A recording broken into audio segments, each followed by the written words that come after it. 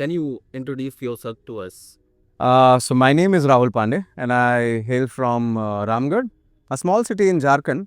So when I was growing up, I was not pretty sure that I'll be making my career in martial arts. I'll be, continuing it for like 15 or 20 years. So my dad is into martial arts and he told me to join it. And 15 years back when I joined it, till date it's history. I mean, I have not stopped and I just love it. So, when you started your journey, maybe martial art, specifically karate, if you tell me, since I know that you do karate.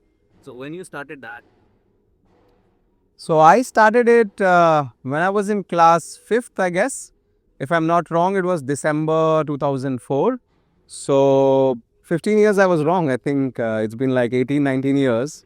Or it's going to be the 20th one. So yeah, it's a very long journey. when you were 5 year old, so you were quite young.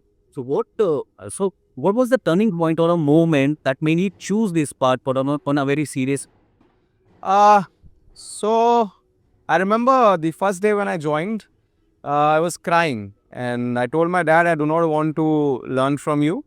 So my dad, made me learn from a junior instructor, and the techniques he taught me, I thought that this is something else which I never had an introduction in my life. And all those things, that particular day, that very day, was the beginning, and that was the turning point of my life, I guess. So it just became an addiction.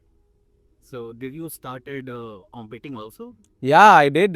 So the very first tournament I played was just in the first year of my learning career, and I won a bronze medal in that, and that made me more confident. And there was no turning back from that. So I started competing. I have competed in like many state tournaments, in national tournaments. I have also won medal in national tournaments. I have won a lot of gold medals in the state tournaments. So yes. So along the way, in past these years, what were the biggest challenges you faced, and how did you overcome them? So for sports person, so when you are not into sports in your career at the very beginning of your life, the very first challenge any sports person will face in their life is failure.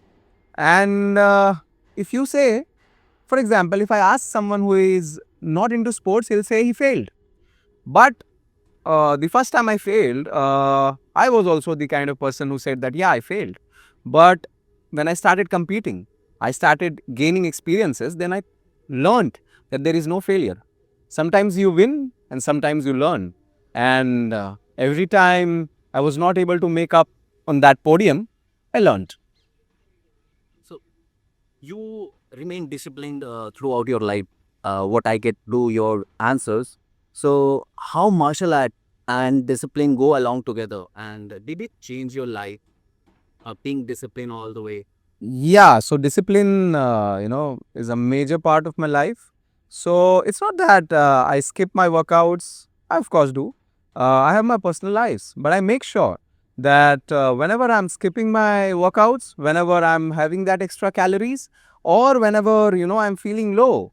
So the thing which comes in my mind is how to, burn that calories which I have taken, which was not justified to my body. How to compensate my workout hours. So the very first thing we learn while doing martial art is to bow. Bowing means to give respect to your opponent.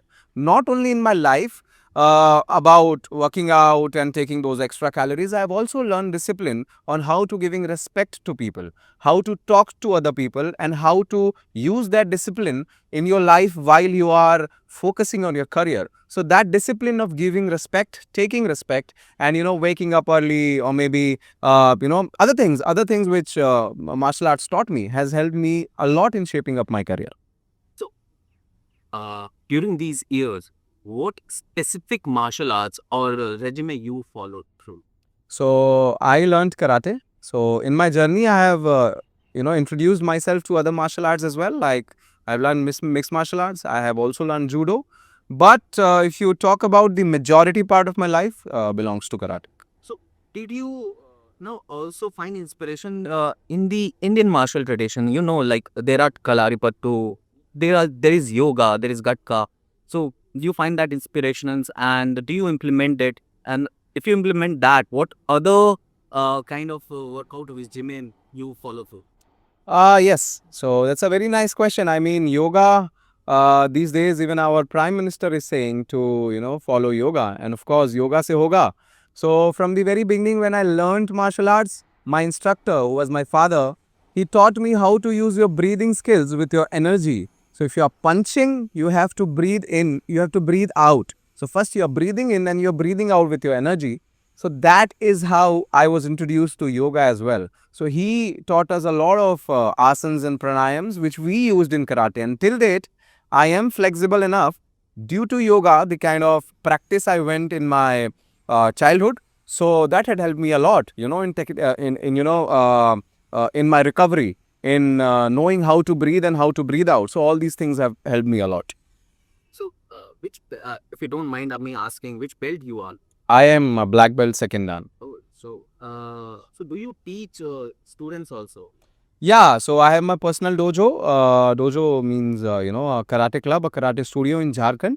So my father is training, he's giving training since 1990s. So since my personal club was built, I have also, trained a lot of women's into self-defense. I have trained a lot of male for their competition. And I still, whenever I visit my hometown, I go for free self-defense training for girls. And we go to different, villages for the seminars and we teach them. So yeah, I am into that. So, since your father is a instructor and now you also teach students, so can you tell me what specifics, apart from what your father teach them, what specific from your own experience you teach them, and how does that help you or your student? Exactly. So these days, what I'm seeing is the students, I mean, the kids, especially, they are very much into mobile phones, which was not the case at my father's time. So the parents who, bring their kids for admissions, so the only problem to them is that they are every time looking into their mobile phones. And how do we get them rid of this bad habit?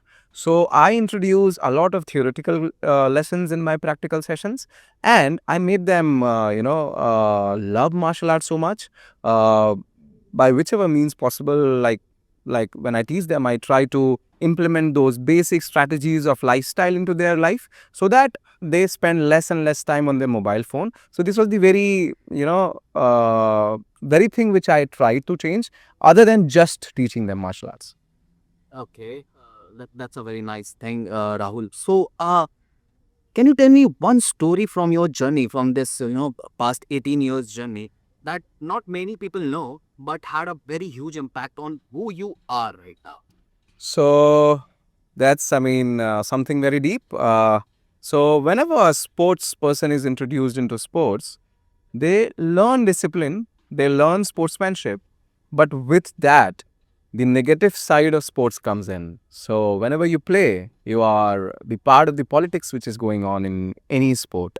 You are the part of, the favorism which goes on in any sport. So at the very beginning, I told you how sportsmanship is developed into a sportsman. So you sometimes feel that you have failed there. When I say failed, that means that I have learned, of course, but sometimes the system fails. So that was the very thing, when I went for tournaments outside, I realized that if you're not that top notch in your life, everyone is going to pull you down. No matter who or she is, no one has sympathy with you. So you have to be at the top so that if someone even wants to pull you down, you are not, getting down because you're not leaving your spot. So that is something which I have implemented in my life. No, that's a very nice thing. So, did you stop competing now, or you still want to compete, or they? Yes, I want to compete, but I am not competing these days. There were a lot of things like, I mean, I wanted to make, some other career paths as well, but I never left playing martial arts. I don't compete in the tatami, but whenever, not whenever, in fact, I mean, almost every day. So I still practice that. So, uh, since you are teaching the students and there are very young people who may see this. So can you tell me about your story that you want to relay a message to them? What do you want to tell them? I want to tell them that, as I already spoken, that you have to be at the top place because a lot of people will try to pull you down. A lot of things will go wrong, but you do not have to fear. And as I said, that you never fail. You learn and you win. That's it. Okay, so ending on a note that, if you see your journey and you think it's a story, what title it would be? Uh, I am a huge fan of Akshay Kumar, and there could be nothing a better title than Khiladi for me because I, relate with that title because I relate with that man. So he was one of my biggest inspiration, and he still is, and that is why I think that title after him suits me. And yeah, I completely agree with you. And it's we all know Akshay Kumar is a very good martial artist, and I think he relate to that too. So thank you so much, Rahul. That's all from my side. Thank you. Thank you so much, Deepak.